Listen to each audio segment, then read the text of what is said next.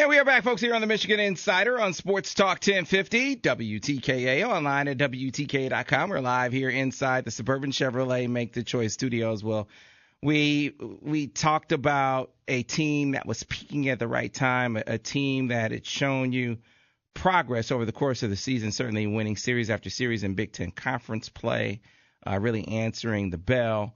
And then you get to the end of the season, beating Oklahoma State, giving yourself a little momentum before the start of the tournament. And then, boy, did it all come together at the right time. The timely and clutch hitting, the outstanding pitching they've gotten this season, the defense. They did the little things in the Big Ten tournament as well, Ira. And the guy pushing the buttons and pulling the strings for the Maize and Blue, it's Michigan baseball coach Eric Bakich. Eric Bakich's appearances on Sports Talk 1050 WTKA are brought to you by Advantage Sports, your home for baseball, softball, football, hockey, soccer, volleyball, lacrosse, ice hockey, and field hockey equipment and apparel. They carry all the top brands, including Rawlings, Easton, Mizuno, Wilson, and more. And they have over 6,000 square feet of training facilities. They can service all of your high school, college, or travel team's needs. Advantage Sports is located at 2019 West Stadium Boulevard in Ann Arbor and online at catchtheadvantage.com. And joining us right now, as he does every single week, his team is in the NCAA tournament after winning the Big Ten tournament. Sam, don't you love these extended into the late season appearances by Coach? I sure do. I know he was the model of calm on the field. My first question to Coach Bakich is, Coach, when you got in the locker room, man, did you jump up and down? Did we get a cartwheel from Coach Bakich in the locker room? What you got with your team? Hey, Sam. Hey, Ira. Yeah, it's great to be on the show with you guys talking about this. That's for sure. Yeah, we did all the jumping up and down when Kevin White caught that last ball, like a bunch of schoolgirls in the dugout. But it was great. Boy, what a great win for Michigan and for our players and our program. Just couldn't be more excited. Coach, I guess the thing that struck me in watching the journey to the championship last week, and the season's not over, so I don't want to, I know how coaches are. You don't want to, blow it up too much, but the journey to that championship there were so many contributors. I mean, this wasn't just one pitcher. It wasn't just one guy in your lineup.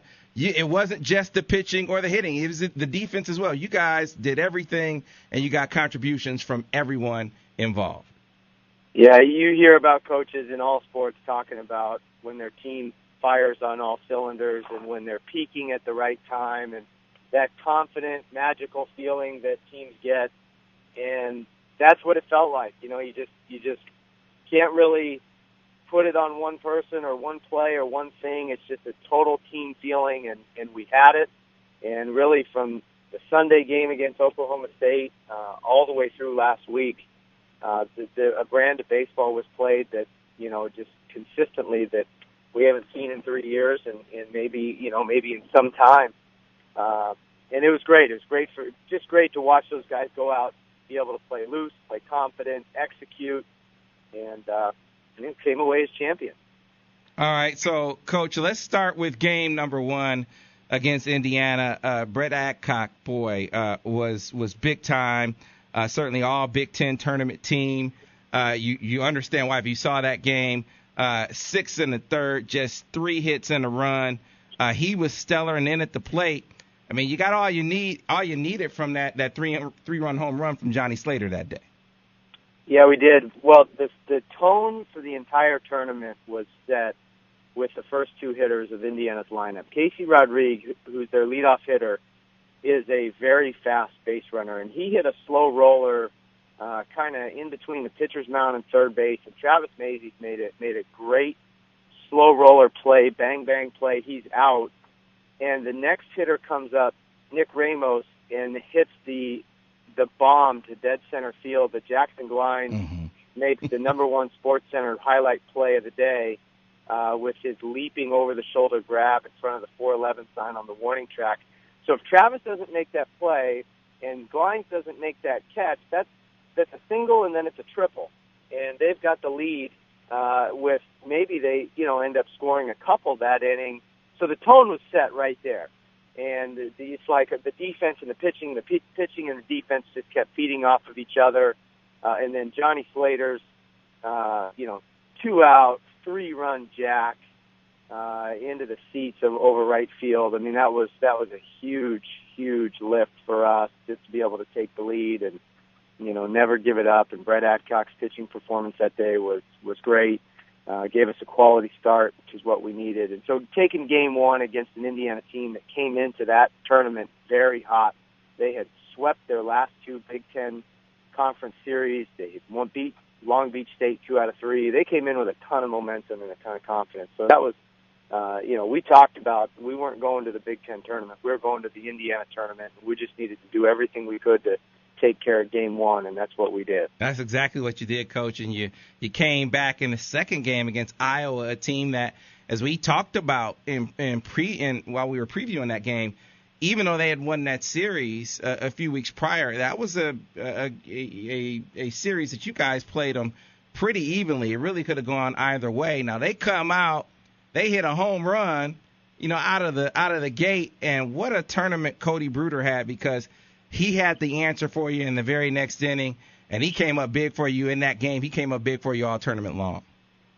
Yeah, that was a huge hit by Bruder. Their leadoff hitter leads off the game with the home run, and that's to a normal team. You just kind of like that's a morale killer right there. Like, oh my God, this guy hits it into the seats. But our guys just were kind of like, so what? All right, whatever. Got to score to win anyways, and for Cody Bruder to do the same very thing the next inning and tie that game up, that was huge. And he also had a 2-out RBI double in that game. Kendall Patrick had a home run and a 2-out RBI double. I mean, both those guys, the production from the middle and bottom of our order in that game was huge. Put up 8 runs against Iowa, who is a very good team, and they're going to be dangerous in the tournament. And the pitcher that we beat is one of the top prospects in the country as well, a kid named Blake Hickman, who can run his fastball up to 95. He's got a power arm, and so we did a really good job of making him throw a lot of pitches. He was over 60 pitches in the third inning, and they got him out of there. We set a very good approach, and our guys executed. Just the production from the middle and bottom of the lineup in that game was awesome. Coach, can you explain? So, I was watching that game, and there was a rule that I honestly didn't know. I mean, Cody Bruder, he came home on a sac fly, and the catcher was blocking the plate. What's the recourse for the base runner in a situation like that? I mean, what does the rule state? And clearly the umpire didn't see anything wrong with it. Iowa took issue with it, but I was wondering, what's the rule there? There's 2 rules on that play. The first rule is you can never take out the catcher, and it's an automatic ejection if you do. The second rule is you cannot block the plate if you don't have possession of the ball. Now, in that situation, Cody was sprinting home, and Cody, anyone who knows Cody knows he would never take out the catcher. I mean, guy's 160 pounds. He's not taking out that catcher anyway. Mm-hmm. But Cody's coming in, and he's coming in to slide. The catcher was standing in front of the plate. I think unintentionally he was just standing there, but the throw was a throw that was in the air. The left fielder made a good throw and aired it out, and the throw actually took the catcher into the sliding lane, and it was one of those unavoidable collisions that's what the umpire saw. It was just a baseball play where the throw took the catcher into the runner couldn't avoid it, they collided, it happened, it wasn't intentional, there was no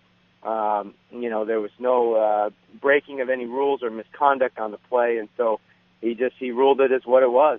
Our Cody was just safe at the plate, and I would have done the same thing if I was Iowa, because there was a collision, and try to get that call reversed, but the umpire did the right thing. It was an unavoidable thing. It was just a freak accident, and it was no fault of either guy.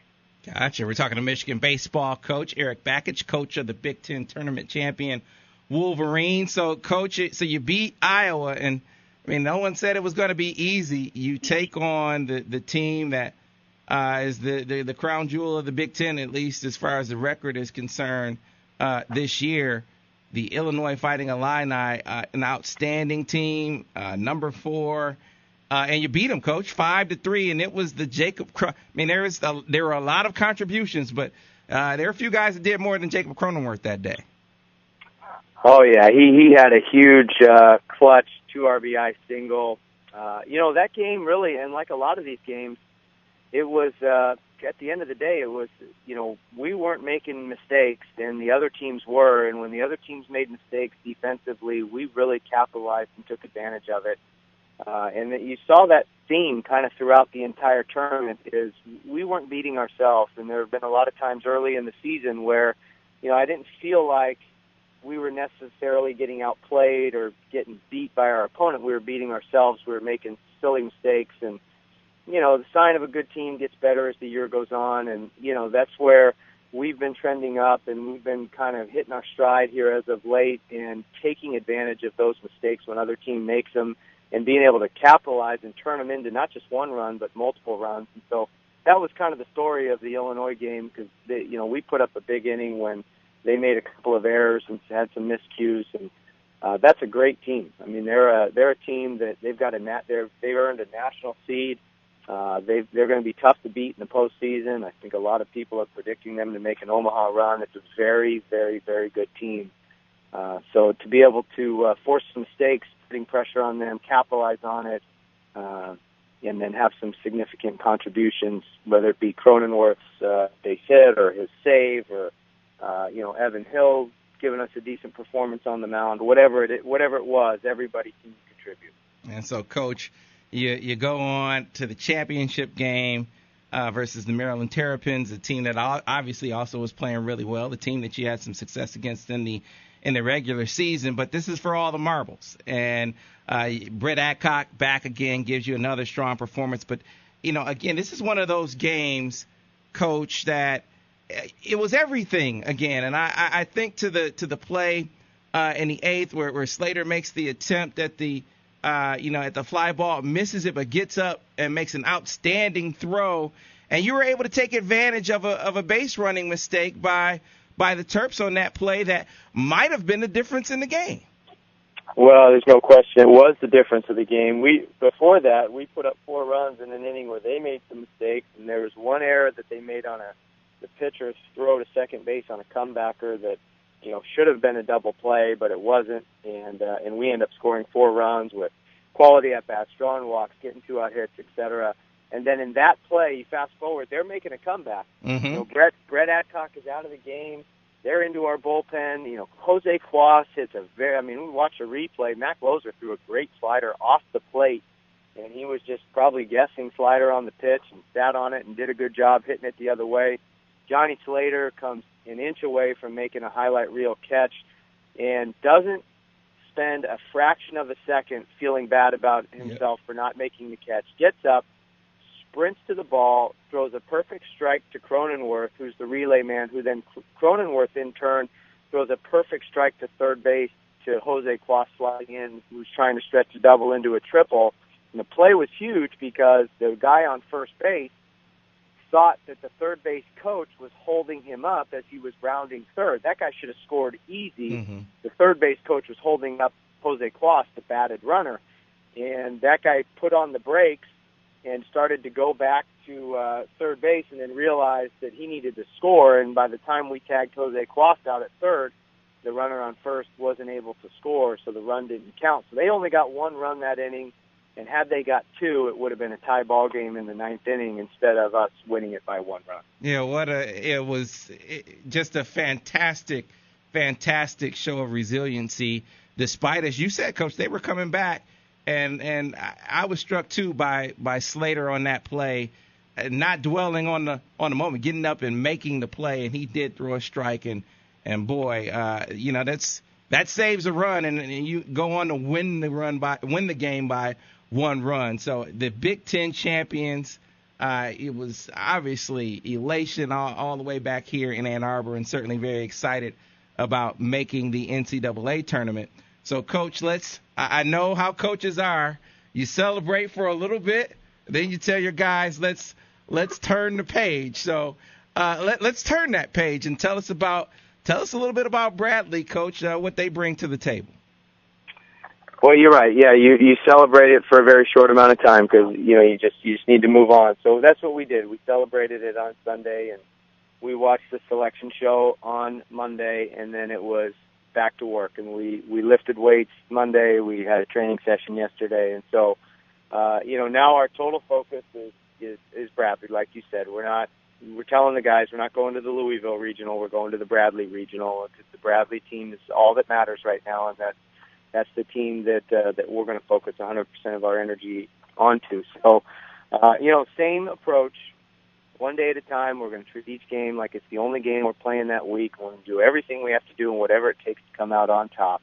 Bradley is a team that was the third-place finisher in the Missouri Valley Conference. At this point of the season, everybody's good, so it's not like you're going to run into some kind of a cupcake out there. But, the last week of our season that we played with Oklahoma State, who's a host, Indiana, who's a regional team, Iowa, who's a regional team, Illinois, who's a national seed, and Maryland, who's a regional team. We feel like we're good. We're ready for that. That's just what we're used to, and that's kind of what we talked about going into the Oklahoma State weekend. Is everybody's good from here on out, and so Bradley is good as well. I mean, their statistics don't jump out at you on paper. They're hitting 257 as a team. They've got a 4.3 team ERA, but they are fielding 972, which is a pretty good defensive clip in college baseball, certainly above average. And seems like they've just found some ways to win ball games. You don't look at their record and say, wow, they swept this top-ranked team or that top-ranked team, but they're just solid. They're solid up and down. They've got a right-handed pitcher that goes on game one usually for them that's got pretty good numbers. And a lot of times in these tournaments, that's what you see. You see a guy that is a pretty good ace of the staff that can beat anybody on any given day. So I'm expecting that we'll see him. He kind of pitched like Brett Adcock pitched in their conference tournament, where he was used multiple times. So maybe we won't see him. I don't know, but we're expecting that it's going to be a great challenge, and they're going to give us everything they got, and they're a 2 seed for a reason. And we're certainly, looking forward to just continue playing the brand of baseball we're playing. And really, Sam, that's all that matters is how we play from this point on. And so that's kind of the focus is how we play. And, if we can stay confident, stay loose like we've been, I just feel like the guys have a feeling that they're not going to be denied. Yeah, and they certainly are. They're walking that way. They're swinging that way. They're pitching that way. And you mentioned it in a few moments ago. I was going to ask you this, Coach. You look at the Big Ten, a record 5 Big Ten teams in the NCAA tournament. Some say it should have been 6 with Michigan State. I gotta feel like your guys feel like going through that there's nothing that they're going to see that they're going to find overwhelming. I mean, it's going to be, obviously everyone's good, like you said. But, Michigan hasn't been in the tournament since 2008, but these guys have been through a gauntlet already in Big Ten conference play. Yeah, at this point of the year, you can take what everybody did in the regular season and you can just kind of push it aside, because it's from this point on, it's the best team in the regular season doesn't win. It's the team who plays the best moving forward. And that's any sport in any postseason. And that's the good thing about the feelings that we've got right now and the confident mojo that we've got. It's just, we all know, everyone knows who watches us in the dugout and on the field. It's, we're playing our best right now. We're playing our best when it means the most. And that's just a feeling amongst our team. There's a high level of confidence with how we're playing right now. So, it's going to be exciting. It's going to be a great challenge. This Bradley team is going to be extremely tough, but, I would expect we're going to come out the exact same way that we came out in the Big Ten tournament. We're going to be, we're going to have a challenge, but feel good about our chances. Well, Coach, thanks a lot for joining us today, and congratulations. We got to offer it to you. Congratulations on an outstanding accomplishment. Know your focus is on the next one, but that is huge. Big Ten tournament champions, the Michigan Wolverines. So good luck Friday against Bradley and beyond, and then we'll talk to you next week.